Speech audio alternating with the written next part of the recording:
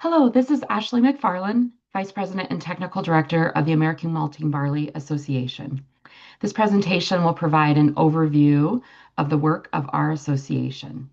The priorities identified were a result of our most recent strategic planning effort that carries us through 2027. During that time, we identified our purpose was to advance a resilient supply of quality malting barley by unifying stakeholders to leverage innovative research, development, and advocacy efforts. Essentially, we exist to make sure our members have the barley they need. That work is accomplished through a variety of different ways. I will go through each of these individually, but just to provide an overview, our first pillar of work is better barley, which essentially means ensuring that resilient supply of malting barley through our continual improvement efforts. The second pillar is industry leadership and collaboration. Through our communication and coordination efforts, we inform and bring members together around critical issues that impact our industry. The next is advocacy. We influence and advocate for sound agricultural policy and the financial resources that are needed to support our barley improvement efforts. And then finally, a more internal leaning pillar is member engagement, where we work to establish and communicate a suite of programs that enables an engaged and growing membership. So first, better barley. Better barley is again really our area of work that focuses on barley improvement. And first, our keystone project really that's involved in this is our research grant program. Nearly half of our membership dues every year are redirected towards barley researchers throughout the US. And in fact, in the last 20 years, over $12 million has been invested in these efforts. Not only do we invest in research projects, we also work to influence research, especially at the federal level. The second area of work is really around varieties. And actually, a lot of the work in the research grant program that's funded, because we do fund many barley breeders, works to feed into this area. We have what's called the Quality Evaluation Program, where we are evaluating new barley lines that our breeders find very promising. And we will evaluate those in a very rigorous program, analyze the data, and decide whether or not we feel that line should be elevated and potentially adopted as a new variety. In this program, we evaluate over 30 lines each year throughout many different regional nurseries. The ultimate goal of any new line and ultimately variety is to reach the AMBA recommended variety list. That list is produced each year and is a culmination of efforts not only through our quality evaluation program, but also through our membership identifying new varieties, whether bred here domestically or perhaps in Canada or abroad, and making sure that those lines are on our list so they're recognized as being of high quality for our farmers. Finally, resources. We really do try to connect the research with those that want to produce barley or of those that have interest throughout the barley supply chain to understand barley production better. The second pillar of work is that industry leadership and collaboration piece. And again, several areas of work within that. First of all, the one is around coalitions. And this really is about bringing our membership together, bringing additional stakeholders to the table if necessary, but to focus on emerging industry topics. We try to facilitate collaboration on these issues, and ones that have recently been discussed are things like sustainability and or biotechnology.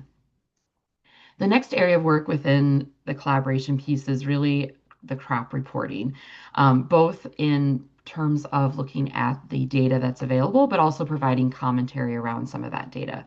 We want to make sure that our members stay informed about barley production, supply, and those statistics that support that.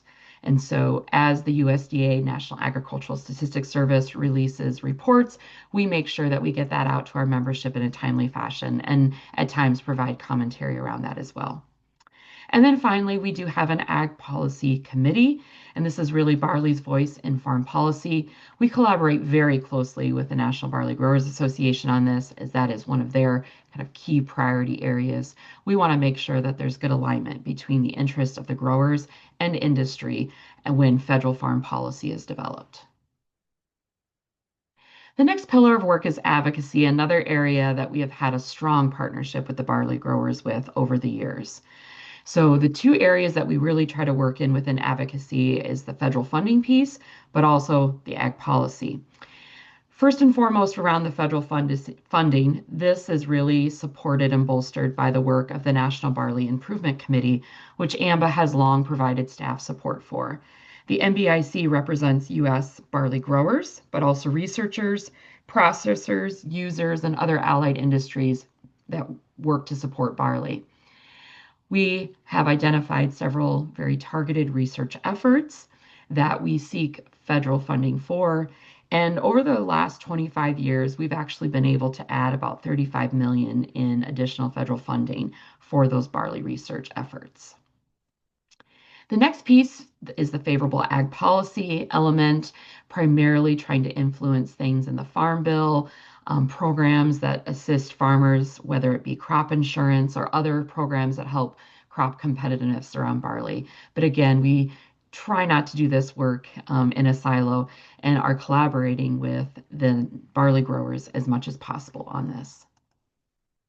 And then that final piece, which I said before, is really more of an internal element, is focused on member engagement. So this is bringing members together around meetings, really purposeful work around driven by our membership.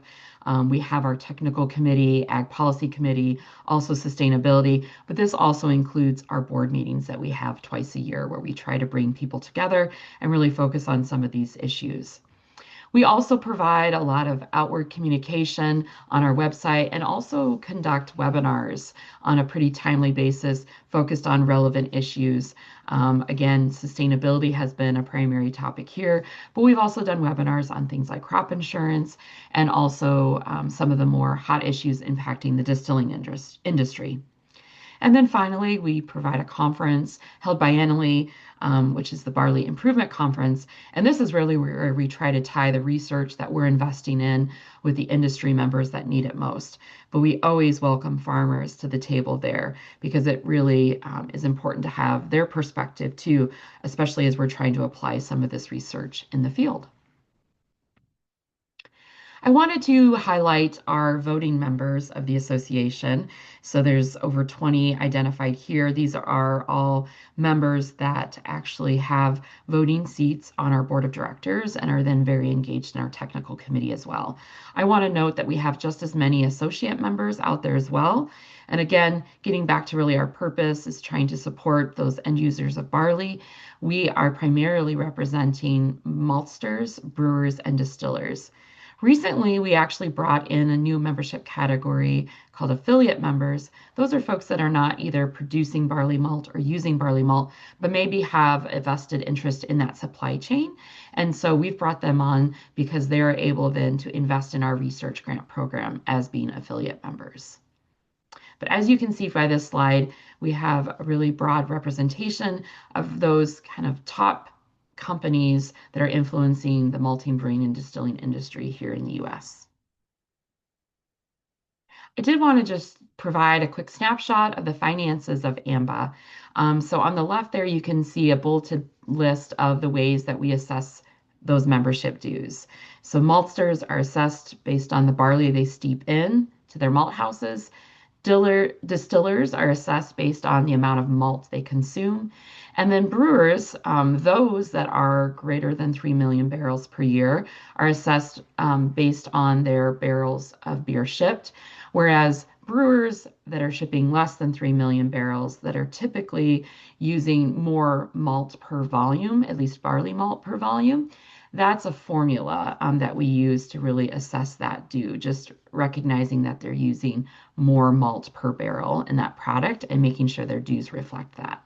We do have minimum dues for our voting members, which are $5,500, and our minimum dues for our associate members are $550. This pie chart just shows a breakdown of that revenue. So obviously, our voting members are a very large piece of that pie. Associate members are pretty small. And then we do have other revenue that we bring in through other channels, whether it be those affiliate members or revenue with our conference. And then also, sometimes our members decide to direct additional research dollars toward projects that we are supporting. Our annual budget comes in around $900,000 a year. And now I just kind of wanted to draw this all together as we talk about potential integration with the National Barley Growers Association. So AMBA's annual budget, again, is that around $900,000 mark. And as you saw with that chart, almost entirely those dollars are brought in by industry member dues. Now, NBGA's annual budget has been historically around $300,000, and that revenue has really been split between growers and industry, and right now currently sits almost half and half.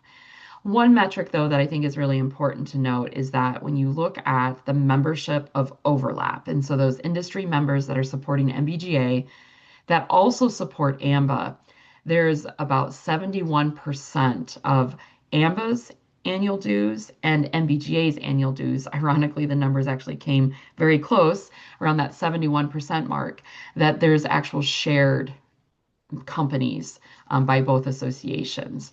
And so there are a lot of companies that are coming to support AMBA and NBGA at the same time.